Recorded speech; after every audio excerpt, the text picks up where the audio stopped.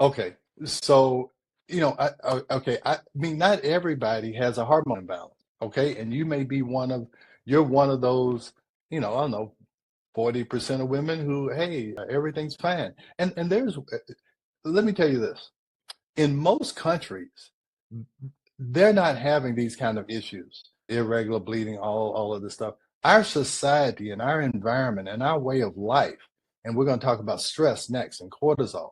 That's a lot of times is the underlying cause of these imbalances. That's why first we wrote, "Are your hormones making you sick?" And then after about 3 or 4 years, we start to realize that, hey, look, even when we fix estrogen and progesterone, some of these women still have low energy, can't sleep, tired, worn out. And uh, what we knew about estrogen and progesterone didn't work. Then we understood cortisol. And stress is connected to everything. And when we are in a stressful situation, I mean, you just look at the news and all the things that are going on and all the things that just happen in life. After about 40 or 50 years of living, you've had a lot of stress and it throws off that cortisol curve. And when your cortisol curve, and we're going to show you examples of that when I talk about cortisol curve. So maybe, hey, if you're able to deal with stress and you don't let it disrupt your system, then you may not have an imbalance, okay? And people who live in countries or cultures that have simpler lives, they don't have perimenopause and menopause and go and get antidepressants and all that stuff because they're already in balance. Okay, they're in balance with their themselves and they're in balance with their environment.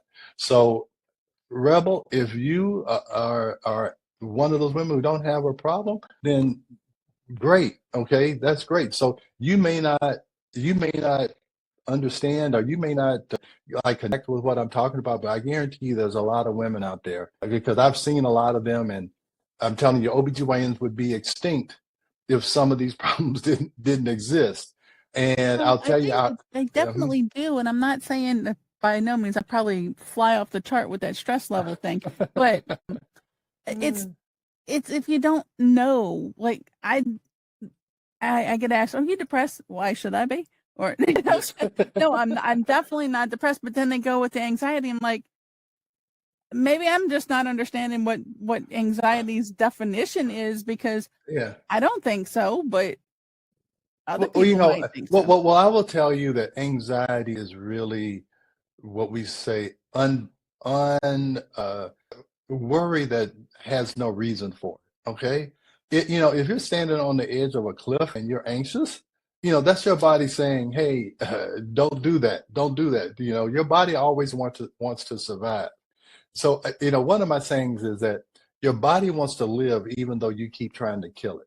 Okay, because we do all kinds of things to harm our body, and some of times those anxious feelings are to tell you that something's wrong. You're killing me.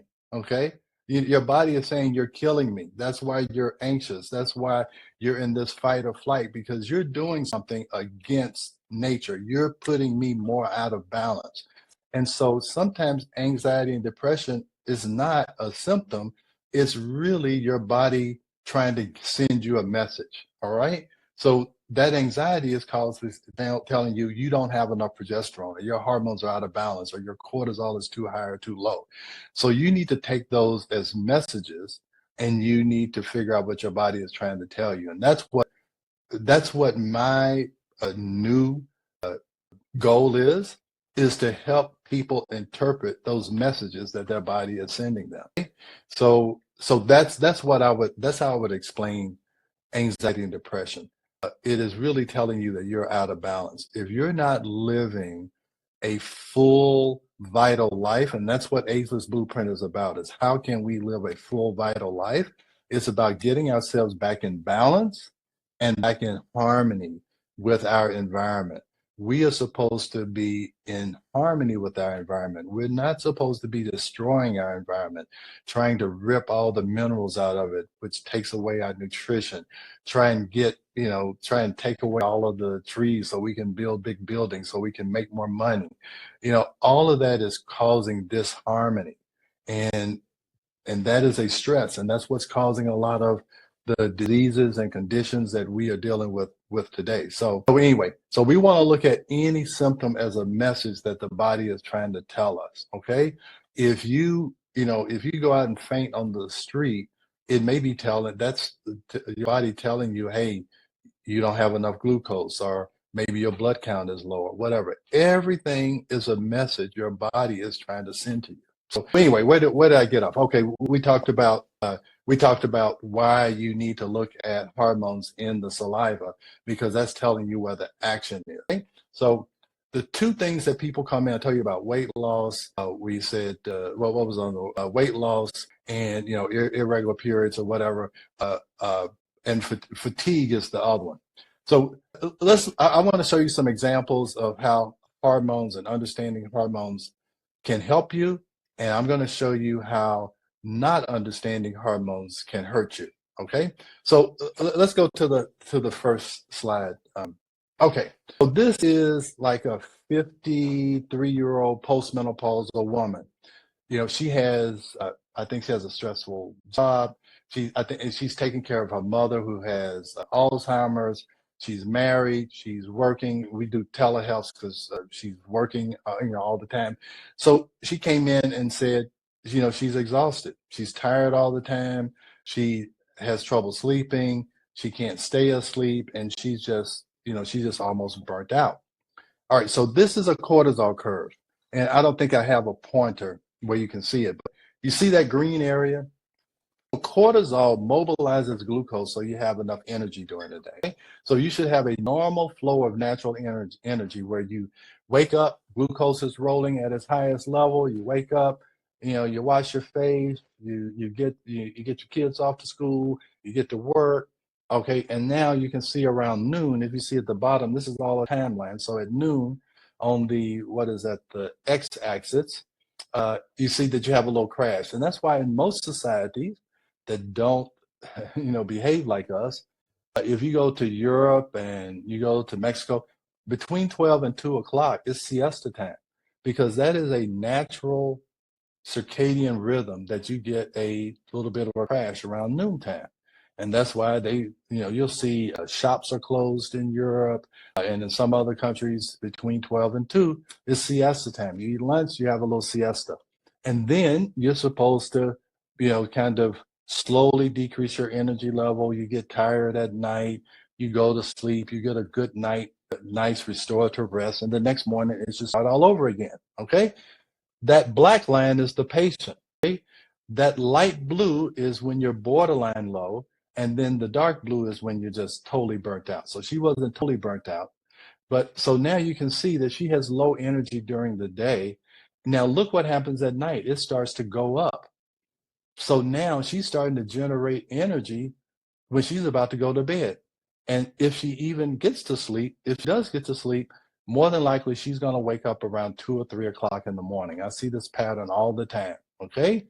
And she wakes up because now her energy level is about where it was at 8 o'clock in the morning. All right. So she's got a big problem, and she's never going to increase her energy if she can't sleep. If you can't sleep, nothing's going to get better. All right. So now let's go to the next slide. This is her estrogen and progesterone. All right. So estradiol, that top line, is the main estrogen. Okay. So it's 1.1. And you'll see if you go over and it says reference interval is 1, 2, 3, 4, 5 little columns over. It says 0.5 to 3.2. So she's in the normal range. So she's got enough estrogen. All right. Her progesterone is 27. Because she's postmenopausal, they say that that's normal. But that is not the important number. The important number is that progesterone estrogen ratio, that third line down. That is what I'm talking about, balance. All right.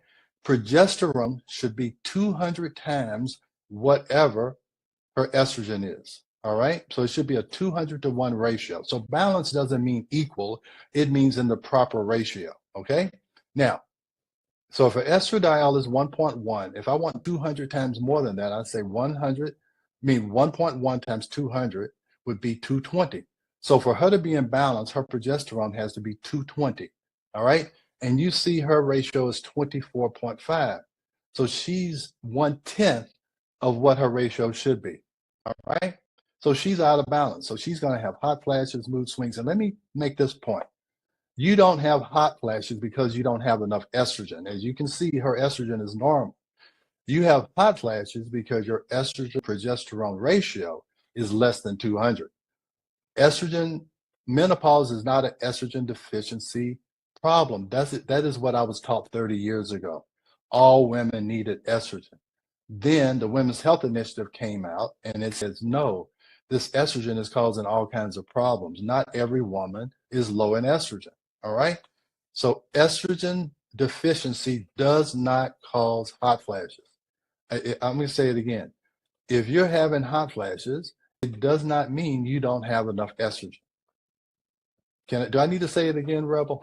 I think because you because everybody thinks that I don't have enough estrogen. No, you are out of balance. Okay, you can have too much estrogen, be out of balance. You can have too much progesterone and be out of balance, and you're going to have hot flashes. I'm going to say it What one is more that? time.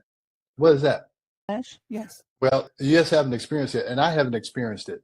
But women say that they feel like heat is coming in from the inside. It has something to do with how estrogen and progesterone affects the hypothalamus, one of these glands in your brain that controls temperature.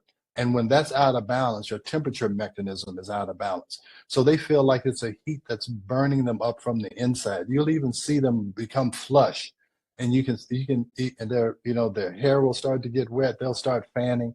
Anytime I see a middle-aged woman fanning, I'm like, yep, her progesterone estrogen ratio is out of balance. I mean, I just But like you're not talking about in 112-degree no, weather. no, no, no, Like no, that. no. That's saying the heat is coming from the outside. You know that. They can be in, and you can, these women will say they freeze their husbands out because they're in bed and they've got the air conditioner on 60. He has on a parka and, a ski mask because it's so cold in there because she's feeling that heat from the inside. And they'll tell you that their sheets are wet. You just, see, I know you haven't gone through menopause, or if you have, you've been able to stay in balance because they'll say, hey, I wake up and my sheets are wet. My husband, he has pneumonia because it's so cold in our bedroom. So that's what I'm I mean, I mean, I'm not making that up. Those are true things that people say. So, yeah, so that's what a hot flash is. But I was taught 30 years ago, see one, do one, teach one, all right, that all postmenopausal women have an estrogen deficiency problem. And that's just not true.